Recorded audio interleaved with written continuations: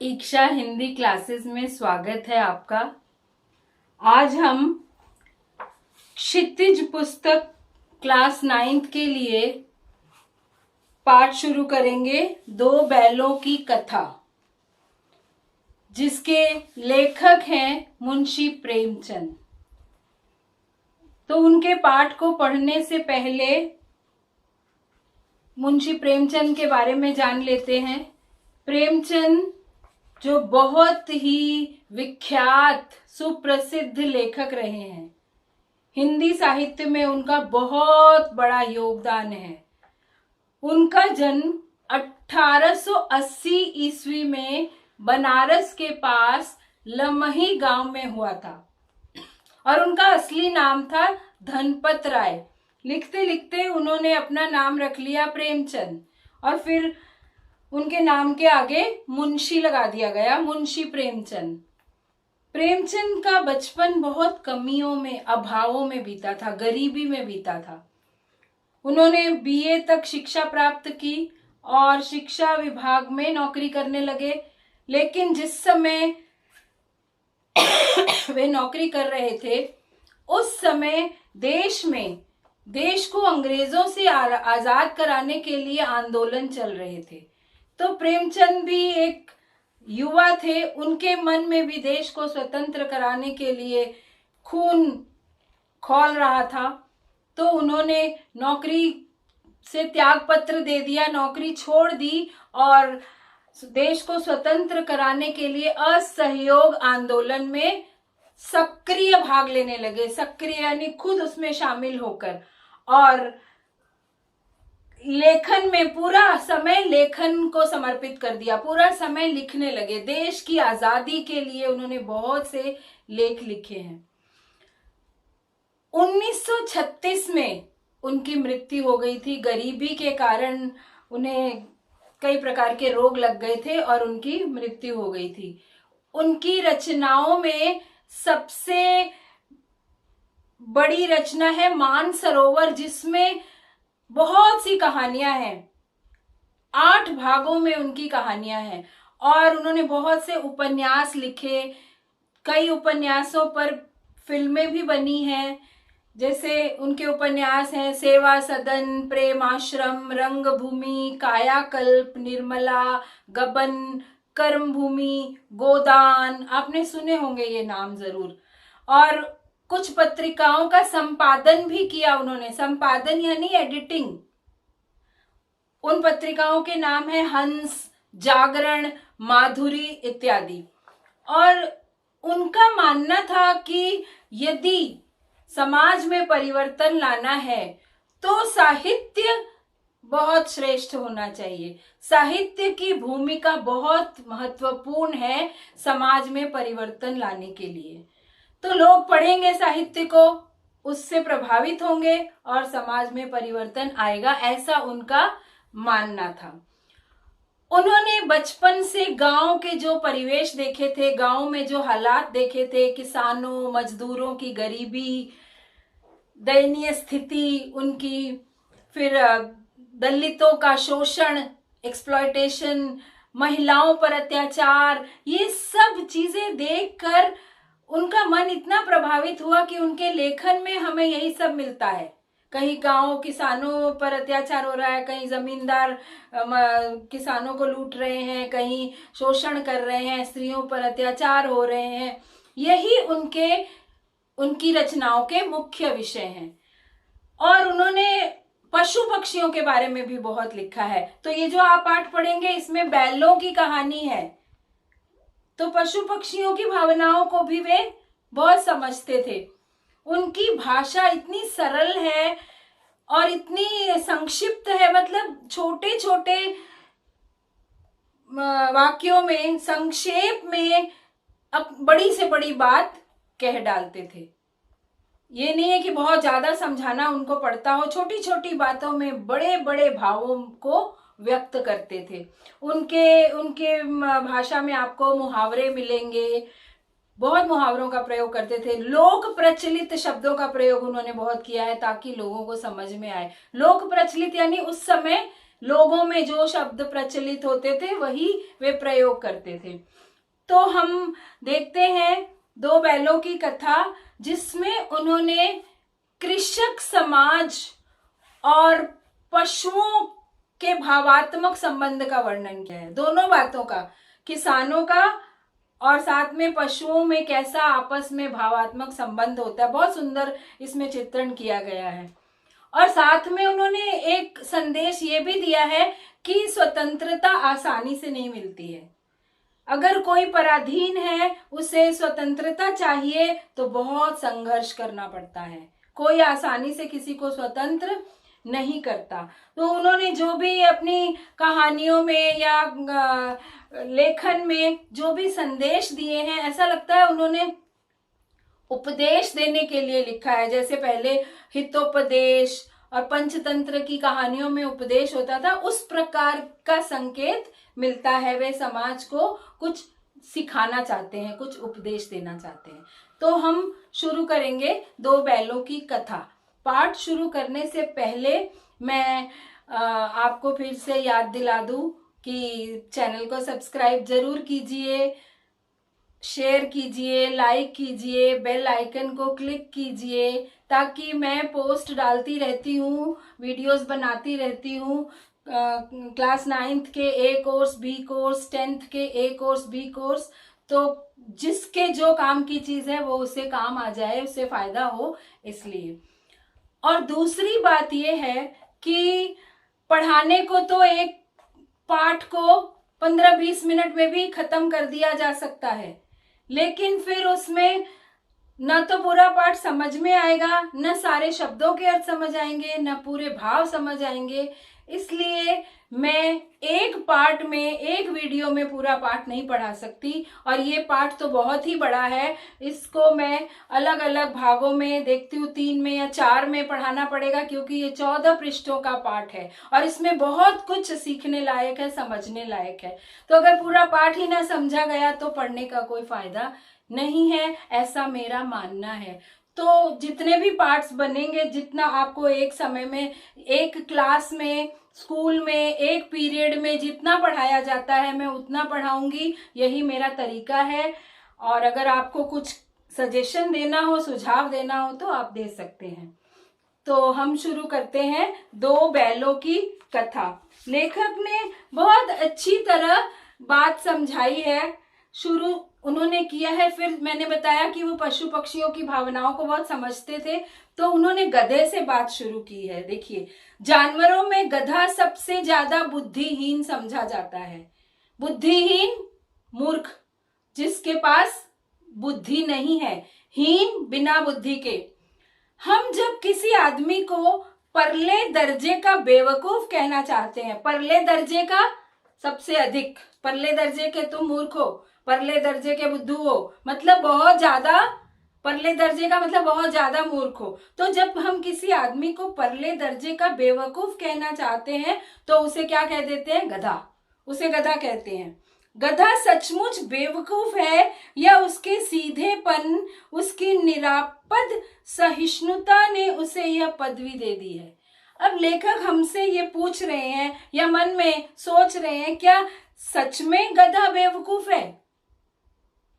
कौन बता सकता है? क्या वो बेवकूफ सच में ही है या उसके सीधेपन, वो बहुत सीधा है, इसीलिए सीधे लोगों को गधा भी कहते हैं। जो लोग किसी को विरोध नहीं करते, किसी बात का, चुपचाप सारा काम कर देते हैं, चुपचाप कहना मान लेते हैं, तो लोग उसे गधा कहते हैं। तो कह रहे हैं कि क्या उसके सीधेपन ने उसे गधा बना दिया है या उसकी निरापद सहिष्णुता ने? निरापद, सुरक्षित, वो सह लेता है, सहिष्णुता, सह लेना, उसकी सहन शक्ति, उसने जो सब कुछ सहने की इच्छा रख ली है कि मैं सब कुछ सह लूंगा, इसमें वो खुद को सुरक्षित मानता है कि किसी का क्या विरोध करना, चलो जो कोई मुझ पे जितना भी बोझा डाले मैं सह लूंगा, इसमें ही वो अपनी सुरक्षा मानता है। निरापद सहिष्णुता ने उसे यह पदवी दे दी। कौन सी पदवी? गधे की। तो लेखक कह रहे क्या ये सचमुच गधा है या ये इसकी क्वालिटीज है, ये इसकी विशेषताएं हैं? इसका निश्चय नहीं किया जा सकता। ये लेखक कह रहे मैं नहीं जानता, मैं नहीं बता सकता कि वो सचमुच में गधा है या वो खुद को सुरक्षित मानता है किसी चीज का भी विरोध करने न करने में। जो कुछ भी काम उससे करवाया जाता है चुपचाप करता जाता है। तो लेखक कहते हैं ये निश्चय नहीं है क्या है। गाय सींग मारती है, कह रहे सारे जानवर कुछ ना कुछ करते हैं लेकिन गधा बेचारा चुपचाप सह लेता है। गाय भी सींगे मारती है, ब्याई हुई गाय तो अनायास ही सिंघनी का रूप धारण कर लेती है। ब्याई हुई, यहाँ ब्याई का मतलब है जिस गाय ने बछड़ा पैदा किया हो, जिस गाय ने बच्चे को जन्म दिया हो, बछड़े को जन्म दिया, उसे कहते हैं ब्याई हुई गाय। तो ब्याई हुई गाय जो होती है जिसका बछड़ा पैदा हुआ है अभी अभी, वो बहुत पॉजेसिव हो जाती है अपने बच्चे को लेकर कि मेरे बच्चे को कोई उठा के ना ले जाए, इसलिए कोई भी उसके पास जाता है तो सिंघनी की तरह उस पर खाने को पड़ती है, उस पर गुर्राती है, उस पर रंभाती है। गुर्राते तो शेर हैं, गाय रंभाने लगती जोर जोर से, ऐसे लगता है बहुत क्रोधित हो गई है क्योंकि उसको अपने बच्चे की चिंता है। तो गाय को सबसे शांत पशु माना गया है। लेखक कहते हैं वो गाय भी रंभाने लगती, चिल्लाने लगती है, सिंघनी बन जाती है, लेकिन उसको तो कोई गधा नहीं कहता। कुत्ता भी बहुत गरीब जानवर है लेकिन कभी कभी उसे भी क्रोध आ जाता है। वो ये कह रहे हैं कि सबको क्रोध आता है। गाय जिसको इतना शांत माना जाता है उसको भी क्रोध आता है। कुत्ता भी क्रोधित होता है। कब क्रोधित होता है? जब कभी कभी वो गरीब जानवर है। गरीब क्यों है कुत्ता?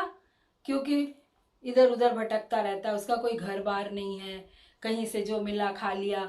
तो लेकिन उसको भी गरीब होते गरीबों को क्रोध। देखिए यहाँ लेखक बहुत व्यंग कर रहे हैं छोटी छोटी बात पर, इसीलिए मैं कह रही हूँ कि समय लगता है पूरा पाठ पढ़ने में, लेखक की भावनाओं को समझने में। तो यहाँ लेखक कह रहे हैं कि कुत्ता भी बहुत गरीब जानवर है लेकिन कभी कभी उसे भी क्रोध आ ही जाता है। यहाँ व्यंग कर रहे हैं कि गरीब को क्रोध नहीं करना चाहिए, उसे क्रोध करने का हक नहीं है। तो कुत्ते का उदाहरण देकर कह रहे हैं कुत्ते को भी क्रोध आ जाता है किंतु गधे को कभी क्रोध करते नहीं सुना न देखा। गधा कभी क्रोध नहीं करता, चुपचाप काम करता रहता है।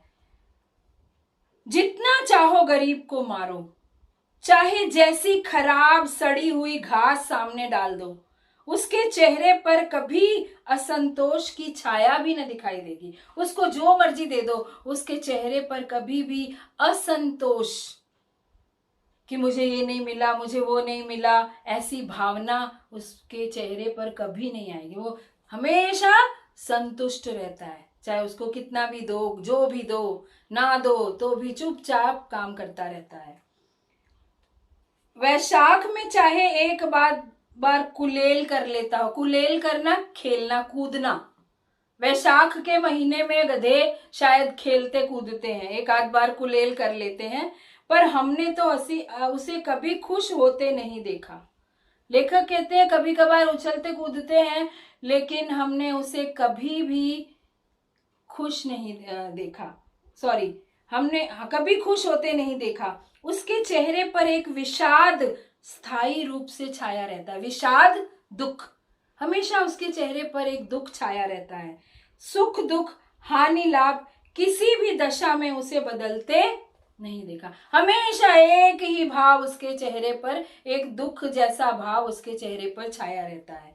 और फिर वे क्या कर रहे हैं? ऋषियों मुनियों के जितने गुण हैं वे सभी उसमें पराकाष्ठा को पहुंच गए हैं। जैसे ऋषि मुनि होते हैं वो तपस्या कर करके बिल्कुल शांत हो जाते हैं और उसके चेहरे पर, हमेशा उनके चेहरे पर एक ही भाव दिखाई देता है, बिल्कुल शांत भाव। तो गधे को देखकर लेखक कहते हैं ऐसा लगता है वो ऋषि मुनियों जैसी स्थिति में पहुंच गए हैं। यानी वो जो काम करता है उसको तपस्या मानकर काम करता जाता है और ना तो कभी खुश होता है ना कभी ज्यादा भागता दौड़ता है, बस चेहरे पर असंतोष का भाव भी नहीं दिखाई देता, एक दुख का भाव केवल उसके चेहरे पर दिखाई देता है। पराकाष्ठा, पराकाष्ठा कहते हैं चरम सीमा, हाइट। ऋषि मुनियों के गुण उसमें चरम सीमा पर पहुंच गए हैं, इससे ज्यादा हो नहीं सकते ऋषि मुनियों के गुण जितने गधे में हैं, पर आदमी उसे बेवकूफ कहता है। तो आपको क्या लगता है कि जिस गधे में इतने गुण हैं, जिस गधे में ऋषियों मुनियों जैसे गुण हैं, चुपचाप काम करता रहता है, उसको बेवकूफ कहते हैं? क्या ये सही है? बताइए, आप ही सोचिए। सद्गुणों का इतना अनादर कहीं नहीं देखा। तो लेखक का मानना है कि ये गधे के जो गुण हैं ये सद्गुण हैं, अच्छे गुण हैं, लेकिन लोग जब किसी को गाली देनी होती है तो उसको गधा कहते हैं। लेकिन गधे के गुण तो ऋषियों मुनियों जैसे हैं, तो फिर ये गाली नहीं हुई, लेकिन गुणों का अनादर तो हो गया। लोग किसी की अच्छे गुणों के लिए गधा कहना चाहिए उनको, जिनमें ऋषि मुनियों के गुण हो, लेकिन ये तो उल्टा हो गया। तो कह रहे हैं कि सद्गुणों का इतना अनादर अपमान कहीं नहीं देखा। कदाचित सीधापन संसार के लिए उपयुक्त नहीं है। अब लेखक कह रहे हैं शायद सीधापन संसार के लिए अच्छा नहीं है, उपयुक्त नहीं है, ठीक नहीं है, इसीलिए सीधे आदमी को लोग गधा कहते हैं। संसार में तो टेढ़ा होना ही सही है। अब लेखक उदाहरण दे रहे हैं भारतवासियों का। देखिए ना, भारतवासियों की अफ्रीका में क्या दुर्दशा हो रही है। अब यहाँ पर लेखक उस समय की स्थिति पर पहुंच गए कि हमारा देश जब परतंत्र था तो भारतवासी किसी दूसरे देश में जाते थे तो बहुत अपमान होता था उनका कि ये परतंत्र देश से आए हैं, ये गुलाम देश से आए हैं। तो अफ्रीका में तो बहुत ज्यादा इंसल्ट करते थे, अपमान करते थे भारतीयों की, क्योंकि भारत पर अंग्रेजों का शासन था। तो कह रहे देखिए ना, भारतवासियों की अफ्रीका में क्या दुर्दशा हो रही है। ये उस समय लिखा गया पाठ है, उस समय होती थी। क्यों अमेरिका में उन्हें घुसने नहीं दिया जाता? और अमेरिका में तो भारतीयों को घुसने ही नहीं देते थे कि ये गुलाम देश के नागरिक हैं। बेचारे शराब नहीं पीते। भारतीयों की क्या विशेषता थी? अमेरिका में तब लोग बहुत शराबे, विस्की वगैरह पीने का रिवाज था, लेकिन भारतीय जो थे वो सीधे साधे, ज्यादा से ज्यादा पढ़ने के लिए जाते थे। तो कहते हैं बेचारे शराब नहीं पीते, 4 पैसे कुछ समय के लिए बचा कर रखते हैं। क्या विशेषताएं थी भारतीयों की? शराब नहीं पीना, पैसे बर्बाद नहीं करना, 4 पैसे बचा कर रखना। 4 पैसे मतलब कुछ पैसे जोड़ना कुछ समय के लिए, बुरे समय के लिए, पता नहीं कब जरूरत पड़ जाए, कुछ समय बुरा समय। जी तोड़कर काम करते हैं। उनकी विशेषता थी कि जो भी काम करेंगे खूब मेहनत से काम करेंगे। जी तोड़कर काम करना मुहावरा है, मेहनत से काम करना। किसी से लड़ाई झगड़ा नहीं करते, 4 बातें सुनकर गम खा जाते हैं, फिर भी बदनाम है। तो यहाँ पर लेखक ने उस समय के भारतीयों की तुलना गधे से की है। जिस तरह गधा चुपचाप बोझा ढोता रहता है, काम करता रहता है, कोई विरोध नहीं करता, ऐसे उस समय भारतीयों की स्थिति थी। गम खा जाना, दुख सह लेना, लेकिन फिर भी बदनाम है। दूसरे देशों में जाकर या अपने ही देश में इतनी मेहनत करते हैं, सब कुछ करते हैं, लेकिन फिर भी उन्हें कोसा जाता है, उनका अपमान किया जाता है। कहा जाता है वे जीवन के आदर्श को नीचा करते हैं। लोग कहते थे, वहां के लोग, बाहर के लोग, कि ये लोग तो इनके पास कोई आदर्श नहीं है, इनके कोई मूल्य नहीं है, आदर्श को नीचा करते हैं। लेकिन लेखक कहते हैं अगर वे भी ईंट का जवाब पत्थर से देना सीख जाते तो शायद सभ्य कहलाने लगते। उस समय लेखक ने देखा कि जो लोग ईंट का जवाब पत्थर से देते, भी मुहावरा है, ईंट का जवाब पत्थर से देना यानी अपने शत्रु को जवाब देना, किसी भी बात का विरोध करना। तो कह रहे हैं हाँ, जो लोग विरोध करते हैं, ईंट का जवाब पत्थर से देते हैं, वो सभ्य है। जापान की मिसाल सामने है। मिसाल कहते हैं उदाहरण। लेखक यहाँ जापान का उदाहरण दे रहे हैं कि एक ही विजय ने उसे संसार की सभ्य जातियों में गण्य बना दिया।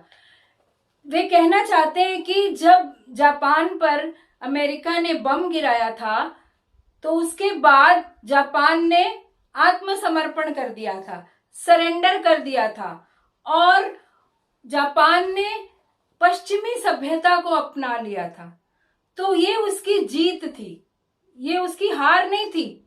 ये आत्मसमर्पण उसकी जीत थी और उसके बाद वह संसार की सभ्य जातियों में गण्य हो गया। उसकी गिनती, गण्य गिनती, उसकी गिनती संसार की सभ्य जातियों में होने लगी थी। ये लेखक कहना चाहते हैं। लेकिन गधे का एक छोटा भाई और भी है। अब लेखक बता रहे हैं गधे से थोड़ी सी कम विशेषताओं वाला उसका छोटा भाई एक और है जो उससे कम गधा है, और वह है बैल। अब वो बैल की कहानी शुरू कर रहे हैं, इसलिए बैल की भूमिका बांध रहे हैं। जिस अर्थ में हम गधे का प्रयोग करते हैं, कुछ उसी से मिलते जुलते अर्थ में बछिया के ताऊ का भी प्रयोग करते हैं। बछिया के ताऊ बैल को कहते हैं। बुल जो खेतों में हल के साथ बांध दिए जाते हैं और हल चलाते हैं, वो जो कोलू में बांध दिए जाते हैं, गोल गोल घूमते रहते हैं तेल निकालने के लिए, उन्हें बछिया के ताऊ कहते हैं। गाय की बछिया के ताऊ, पिता के बड़े भाई। तो इसी तरह गधे से थोड़े कम गधे बैल हैं। क्यों? कुछ लोग बैल को शायद बेवकूफों में सर्वश्रेष्ठ कहेंगे, सर्वश्रेष्ठ, सबसे अधिक गधे, बेवकूफ, मगर हमारा विचार ऐसा नहीं है। लेखक कहते हैं कुछ लोग बैल को गधा की तरह बेवकूफ समझते। क्यों? क्योंकि बैल भी दिन भर काम करता है, दिन भर कोलू के चारों ओर घूमता रहता है, दिन भर खेतों में हल चलाता रहता है, तो वो भी सबसे बड़ा बेवकूफ है। लेकिन लेखक कहते हैं ऐसा नहीं है। देखिए, ये व्यंग में कह रहे हैं, जो आदमी सबसे ज्यादा काम करता है बिना विरोध किए उसे लोग बेवकूफ कहते हैं। तो कहते हैं कि कुछ लोग बैल को शायद बेवकूफों में सर्वश्रेष्ठ कहेंगे, मगर हमारा विचार ऐसा नहीं है। और बैल कभी कभी मारता भी है, कभी कभी अड़ियल बैल भी देखने में आता है। तो वो बैल गधे की तरह चुपचाप नहीं रहता, कभी कभी उसे गुस्सा आता है तो वो सींग मार देता है, और कभी कभी अड़ के बैठ जाता है कि मैं तो हल चलाऊंगा ही नहीं, उठूंगा ही नहीं। और भी कई रीतियों से अपना असंतोष प्रकट कर देता है। अतएव उसका स्थान गधे से नीचा है।